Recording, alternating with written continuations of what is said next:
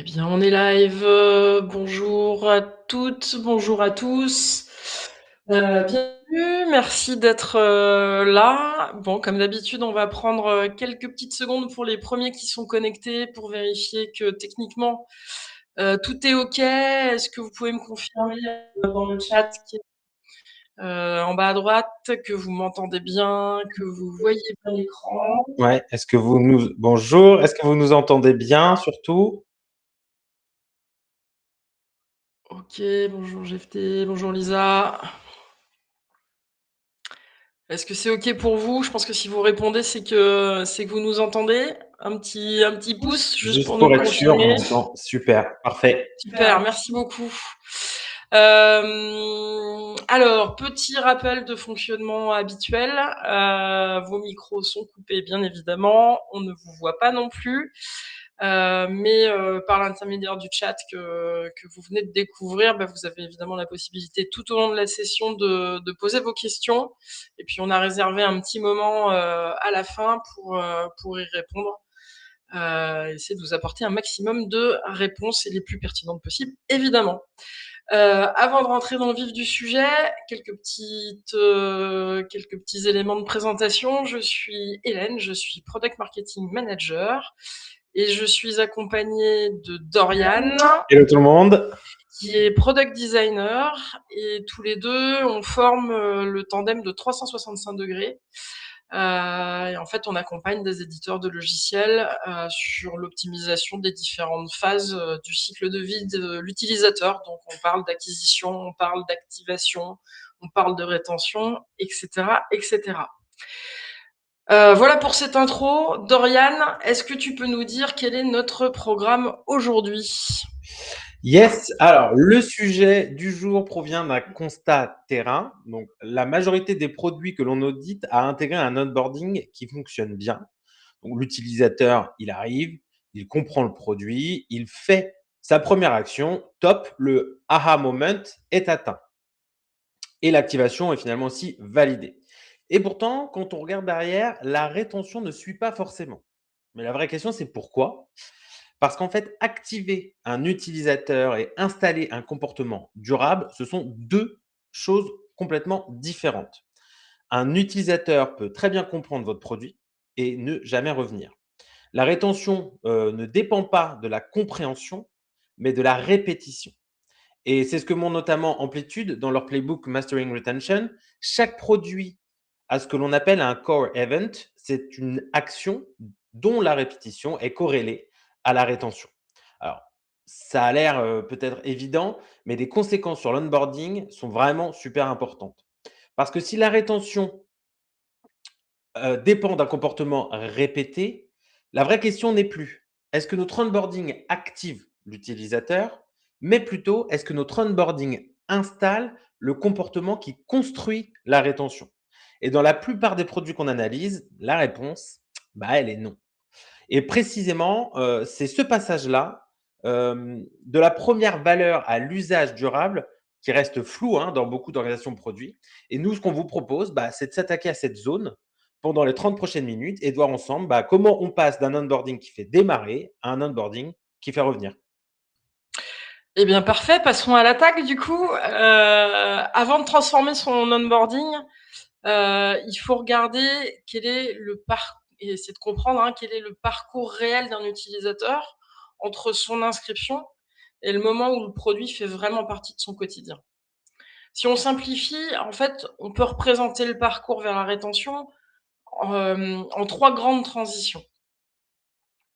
La première transition, c'est de l'inscription à l'activation. En fait, on vient d'en parler, c'est la séquence qui amène l'utilisateur au aha moment et le moment où finalement il va voir l'intérêt de la solution et comprendre que la promesse du produit est bien tenue par le produit.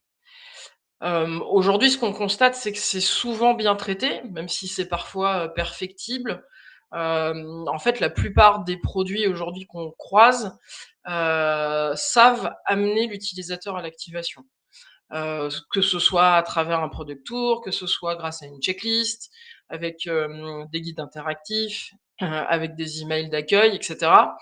Globalement, ça se passe bien et c'est bien parce que finalement, c'est une étape essentielle qui donc va permettre de valider une première expérience pour l'utilisateur, mais ne valide pas un usage récurrent. Exactement. Et la deuxième transition, c'est celle de l'activation, donc dont vient parler Hélène, à l'usage autonome de la solution. Alors, c'est vraiment ici que la rétention commence vraiment. L'utilisateur revient, d'ailleurs, il faut noter souvent de sa propre initiative, et il reproduit l'action à valeur qu'il a expérimentée lors de l'activation. Ce deuxième usage est souvent plus significatif que le premier parce qu'il marque un point de bascule. En gros, il ne teste plus le produit, il commence à l'utiliser et à l'intégrer dans son flux de travail. Si je dois prendre un exemple, on peut parler de, par exemple, programmer une relance téléphonique dans un CRM ou de créer des tâches dans un outil de gestion de projet. Et en fait, cette transition, il faut pouvoir la sécuriser pour amener un maximum d'utilisateurs à cette seconde étape. Alors, une fois l'usage autonome atteint, quelle est la transition suivante? Alors la transition suivante, et c'est la dernière, c'est le passage justement de l'usage autonome à l'intégration au workflow d'utilisateur, au workflow quotidien de travail de l'utilisateur. Dans cette dernière transition, en fait, le produit va devenir une brique du système de travail de l'utilisateur, et donc devenir finalement un espèce de point de passage, de rituel hebdomadaire, systématique, dans le process quotidien de l'utilisateur. Ça peut devenir une étape d'un cycle de vente, ça peut devenir un réflexe dans la conduite d'un projet, etc., etc. En fait, à cette étape, le produit, on peut dire qu'il est adopté, et c'est à ce moment-là que la rétention devient vraiment solide. Notre conviction, qu'on s'est forgée au fil de l'expérience, c'est que pour construire une mécanique de rétention bien huilée, en fait, il faut être capable d'accompagner chacune de ces transitions. Et ça se prépare dès l'onboarding. Ce qui nous amène à la question centrale que vous vous posez certainement tous et qui fait certainement la raison de votre présence ce matin, c'est comment est-ce qu'on fait pour concevoir cet onboarding qui va déjà être orienté rétention? Alors, la réponse est simple, entre guillemets, c'est on travaille sur 4 leviers concrets. Le premier consiste à identifier ce qu'on appelle le retention behavior. Donc, pour y arriver, la question à laquelle vous devez répondre, c'est quel comportement précis construit la rétention dans votre produit? Alors, pour y parvenir, plongez-vous dans vos data produits et comparez 2 cohortes, les utilisateurs qui restent et ceux qui décrochent. Et vous cherchez ce qu'ils font différemment. Quelle action est réalisée plus tôt, plus souvent par ceux qui restent? Et souvent, vous le verrez, il y a un seuil au-dessus duquel la rétention augmente significativement. Par exemple, on pourrait imaginer que c'est programmer 4 actions de suivi de lead en 14 jours. Et c'est ce seuil-là que votre onboarding doit viser, pas seulement la première occurrence. Alors, si vous n'avez pas encore de données pour pouvoir réaliser cette analyse, no stress. Partez du job to be done central et demandez-vous quelle est l'action qui prouve qu'un utilisateur obtient réellement de la valeur de votre produit. Alors, ce n'est pas une configuration, c'est l'action qui matérialise la promesse. Et cherchez à la faire répéter par l'utilisateur. Alors, maintenant que l'on a identifié le comportement décisif pour la rétention, il s'agit vraiment de réduire au maximum le temps nécessaire pour qu'un nouvel utilisateur adopte et répète ce comportement. Ouais, absolument. Et là, l'enjeu, c'est de faire répéter cette action le plus rapidement possible pour réduire le délai d'atteinte de notre fameux seuil que Dorian a évoqué à l'instant. Et là, vous allez probablement devoir remettre en cause des choses qui aujourd'hui vous semblent évidentes dans votre onboarding. Parce que finalement, beaucoup d'étapes qui ont l'air importantes, compléter le profil, paramétrer les préférences, inviter des collègues, en fait, toutes ces étapes ne sont pas nécessairement sur la trajectoire directe vers le retention behavior. Au contraire, potentiellement, elles peuvent même ralentir l'accès à ce retention behavior. Donc concrètement, ça veut dire que quand vous réfléchissez à votre onboarding, il y a deux choses. Il y a un, prioriser l'accès aux gestes clés avant les paramétrages secondaires. Donc, par exemple, si on reprend l'exemple d'un CRM, ça va être créer un deal avant de paramétrer la synchro des emails, ou ça va être passer l'étape d'invitation des collègues pour favoriser la création d'une activité sur un lead. Ça, c'est finalement la première implication. La deuxième implication qu'il faut avoir en tête, c'est le fait de reporter la complexité à plus tard pour réduire la charge cognitive qu'on connaît tous dès les premières minutes dans les outils et dans les onboarding. On le constate, hein, beaucoup de produits demandent trop d'informations trop tôt. Donc là, votre enjeu, ça va être d'épurer le formulaire d'inscription pour ne collecter finalement que les données qui sont nécessaires à l'onboarding. Ici, en fait, la clé, et c'est ce qu'on va chercher, c'est l'efficacité pour aller vite et compresser le temps entre les différentes occurrences, et puis la capacité à installer de la répétition. Et justement, pour installer une récurrence, vous devez construire une boucle comportementale. Alors, je vais citer les travaux de Nir Eyal sur les habit loops qui montrent qu'un comportement devient durable quand il suit une séquence.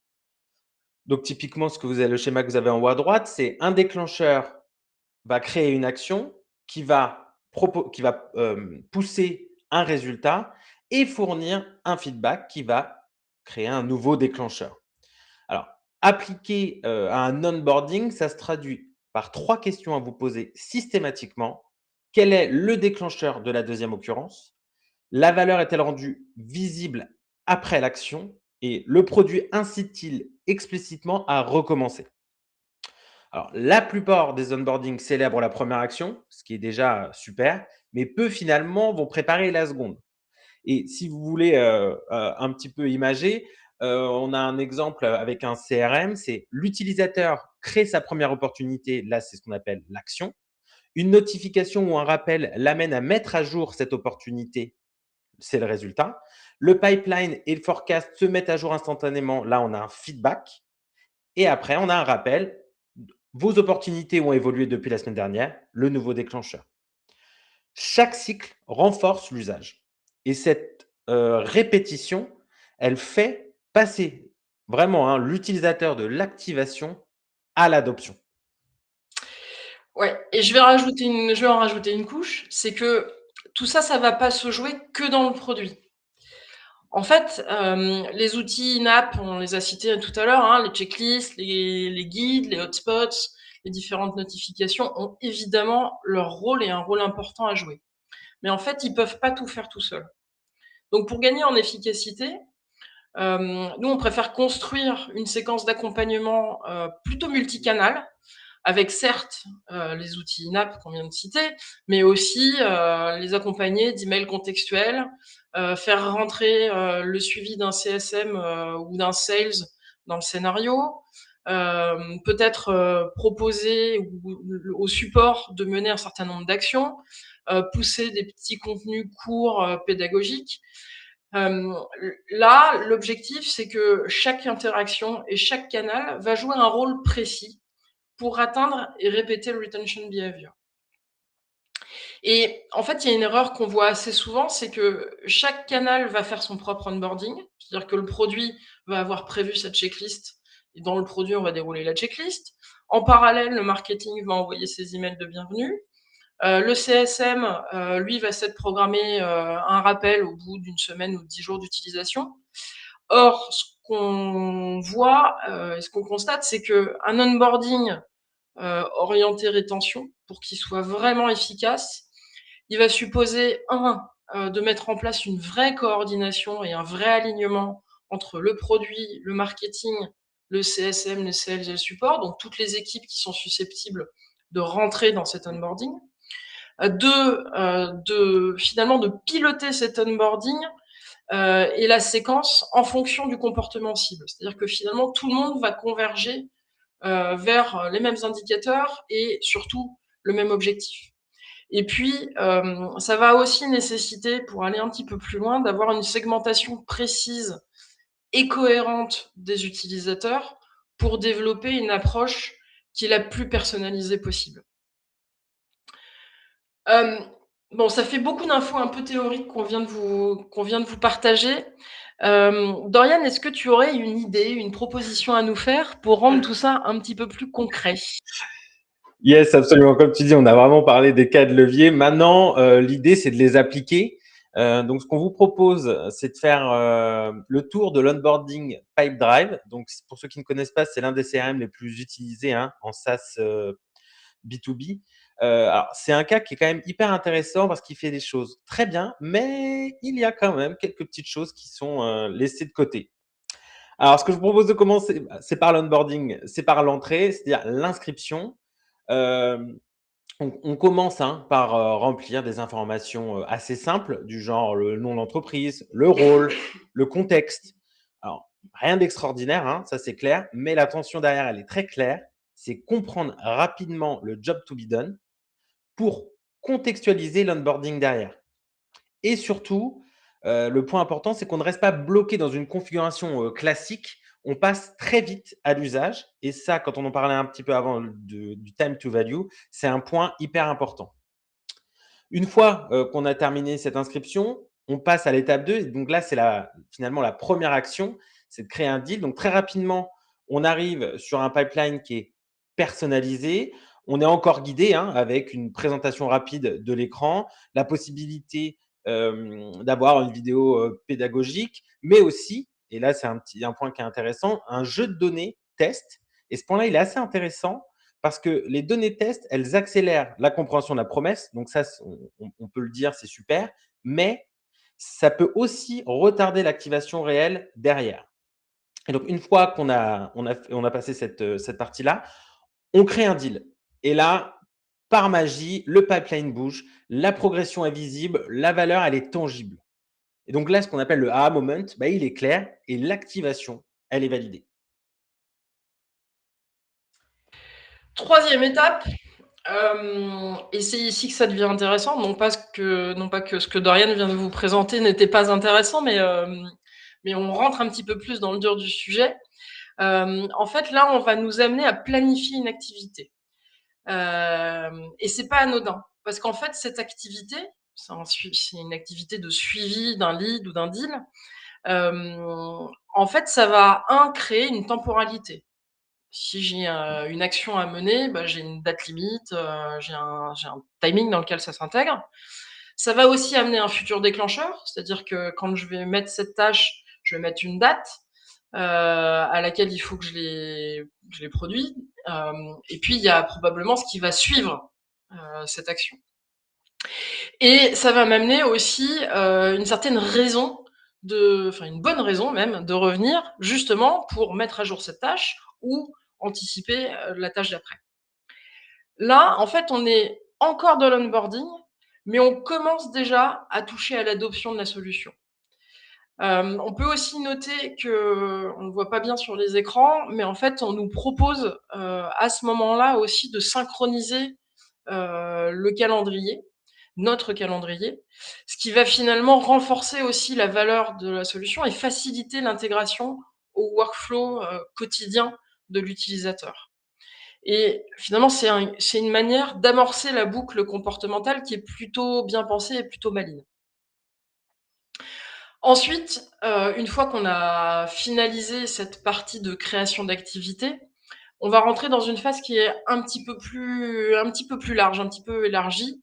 Donc on a, en effet une première célébration, que vous voyez à gauche de l'écran où là on nous annonce, fièrement on est prêt à gagner de nouvelles affaires.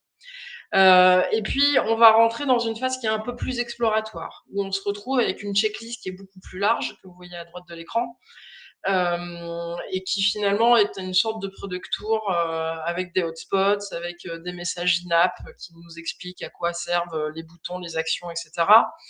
Et puis il y a cette incitation aussi à importer ces données.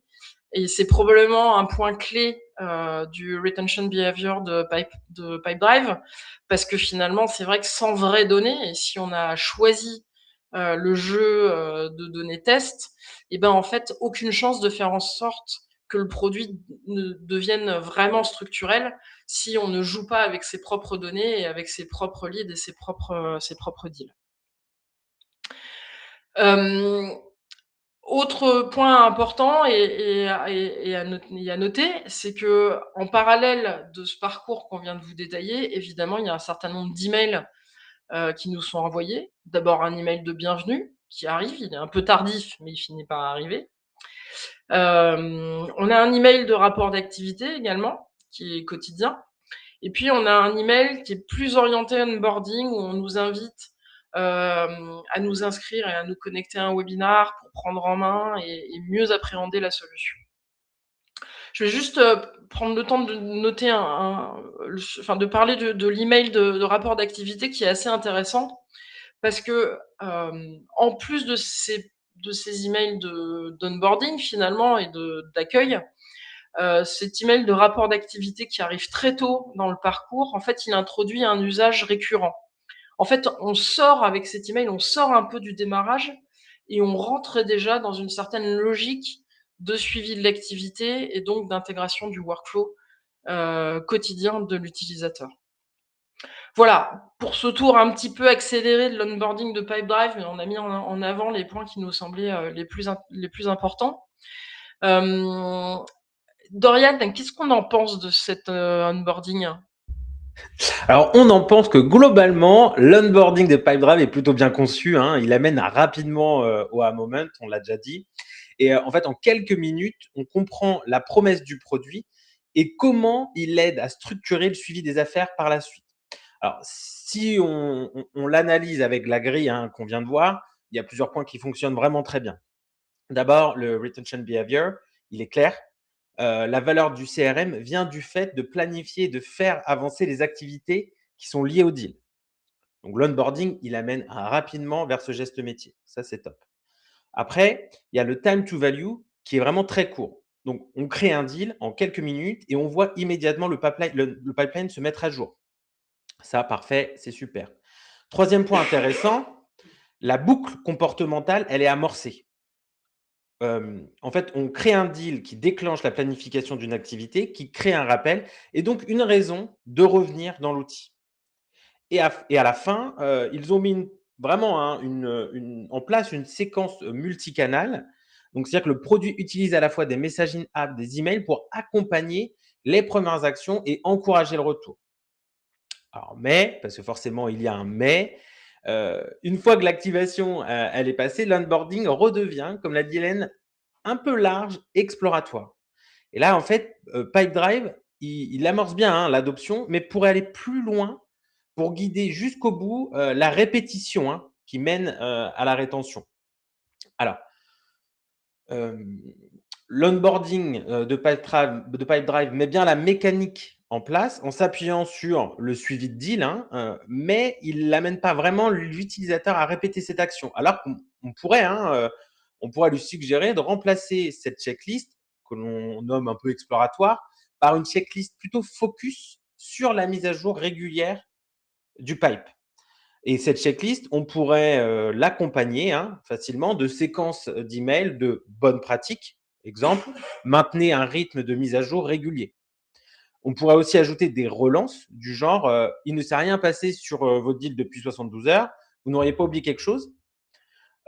Ou on pourrait aussi, en plus d'ajouter un call CSM de 15 minutes pour expliquer les différentes étapes de succès, évidemment cohérent avec la checklist et relayé par email, pour capter l'attention de l'utilisateur. Ces 3 actions pourraient non seulement favoriser la répétition du comportement cible, mais aussi accélérer leur enchaînement en suggérant un rythme pour réduire ce qu'on appelle le retention time to retention behavior. Et enfin, on pourrait aussi, pour renforcer cette notion de habit loop, ajouter une incitation un peu plus forte à intégrer la synchronisation avec le calendrier et comme ça, on peut rentrer un petit peu plus dans le quotidien de l'utilisateur. Merci Dorian pour ce diagnostic express. Alors évidemment, il faudrait analyser plus en profondeur les données comportementales des utilisateurs et les outils existants chez Pipedrive pour affiner ces recommandations. Mais là, l'idée, c'était de vous présenter un peu la mécanique d'analyse et puis et vous donner une idée un peu de l'approche qu'on était capable d'avoir sur ce type de besoin. On a commencé ce webinaire avec un constat, c'est que la plupart des onboardings finalement laissent la rétention un peu au hasard. Et on espère que, au bout de 25 minutes de webinaire, vous repartez avec une conviction qui est différente, qui est que la rétention, en fait, va se design. Elle se décrète pas après coup. En fait, elle se construit dès la première interaction et à condition de savoir quel comportement vous voulez installer et d'orchestrer finalement chacune de ces étapes pour y amener l'utilisateur. Et ça suppose donc 4 choses. Ça suppose d'identifier ce comportement cible, le retention behavior, qui va être propre à votre produit et au job to be done de votre produit. Ça suppose aussi de faire en sorte que le temps pour atteindre ce comportement soit le plus compressé possible et le plus réduit possible. Ça suppose aussi de construire une boucle qui permet de répéter ce comportement et d'aider finalement l'utilisateur à répéter ce comportement. Et puis, évidemment, ça suppose d'aligner tous les canaux autour de cet objectif pour provoquer les déclencheurs et provoquer les réactions, etc. Si vous ne concevez pas explicitement la répétition, en fait, vous allez laisser la rétention dépendre uniquement de la motivation et du bon vouloir de vos utilisateurs. Et la motivation, on le sait, eh ben, c'est instable et puis c'est difficile à piloter. Alors la vraie question à vous poser, en fait, on espère que vous allez vous la poser en repartant aujourd'hui, hein, c'est pas comment est-ce qu'on va améliorer notre onboarding, mais plutôt quel est le comportement que nous devons installer le plus tôt possible, donc dès les premières semaines, pour que notre produit devienne réellement indispensable. Voilà, j'espère qu'on a été complet. J'espère qu'on a réveillé quelques réflexions pour remettre à jour ou challenger un peu vos onboardings. Si la thématique du jour vous a interpellé et que ça a réveillé quelque chose, et ben, n'hésitez pas parce qu'on peut vous amener un regard externe sur votre propre onboarding. On peut vous aider à faire un état des lieux de vos parcours, vous aider aussi à faire un peu le tri dans vos datas pour identifier le retention behavior. Et derrière, évidemment, vous proposer des recos qui sont actionnables pour faire passer votre onboarding à l'étape supérieure. Et donc, entre parenthèses, probablement la RR aussi. Je dis ça, je dis rien. Voilà, si ça vous intéresse, eh ben, n'hésitez pas, passez-nous un petit email, passez-nous un petit DM sur LinkedIn, à Dorian ou à moi, hein, pas de jaloux, pour qu'on puisse se parler précisément de votre cas et de vos enjeux. Voilà, avant de passer à vos questions et de vous permettre, pour vous laisser un petit peu le temps de les formuler dans le chat et nous éviter ce long silence parfois gênant, le temps que vous les rédigiez, je voulais juste vous signaler qu'on a aussi lancé il y a quelques semaines une newsletter qui s'appelle Décision Produit et que vous pouvez retrouver sur notre site. On vous met le lien là en bas, le petit bouton Décision Produit.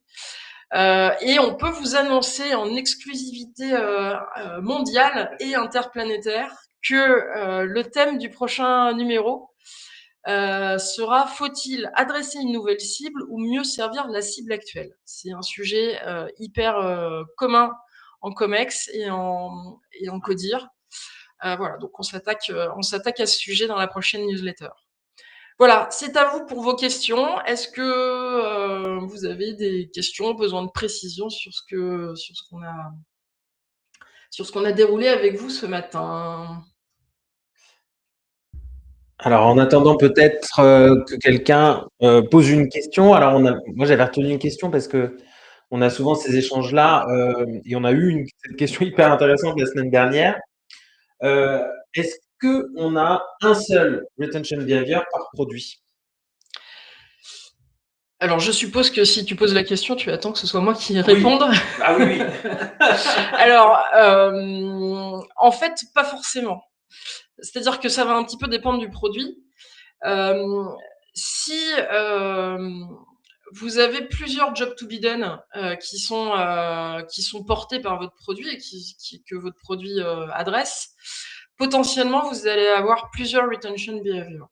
Pour prendre un exemple et rester un petit peu dans l'univers du CRM, si on prend l'exemple d'un HubSpot, HubSpot, c'est une plateforme CRM, mais c'est aussi une plateforme marketing. Et donc, si vous vous adressez à une cible plutôt sales, le job to be done va plutôt être orienté autour de la gestion du pipe, de l'avancée des leads, de l'avancée des deals, etc. Et donc là, vous allez avoir un retention behavior qui va être propre à ce persona-là et à ce job to be done-là. Et puis, côté marketing, vous allez probablement avoir un autre job to be done et donc un autre retention behavior qui va probablement plutôt être autour de l'évolution du lead dans son cycle de maturité ou quelque chose de ce type-là. Vous l'avez compris, en fait, il peut exister plusieurs retention behavior, mais dans tous les cas, si vous démarrez avec cette notion-là, ne vous éparpillez pas. Commencez par vous atteler à un retention behavior, peut-être en ne travaillant que sur une cible en particulier, et puis élargissez ensuite pour ne pas introduire trop de complexité dans votre réflexion autour de l'onboarding. Voilà, j'espère que j'ai Très clair, comme d'habitude. Voilà. Bon, j'ai l'impression qu'il n'y a pas de questions. On a été beaucoup trop clair pour nous épargner ce silence de fin de session. Et en général, c'est au moment où je dis qu'on vous remercie, qu'il est l'heure de vous laisser, qu'il y a une question une petite question qui pop, mais pas aujourd'hui, j'ai l'impression. Très bien. Eh ben, merci à tous alors Merci beaucoup. de votre attention. J'espère que ça a réveillé des choses chez vous. On reste dispo et puis on vous donne rendez-vous dans un mois pour un autre webinar et donc 15 jours pour la newsletter. À bientôt et bon appétit.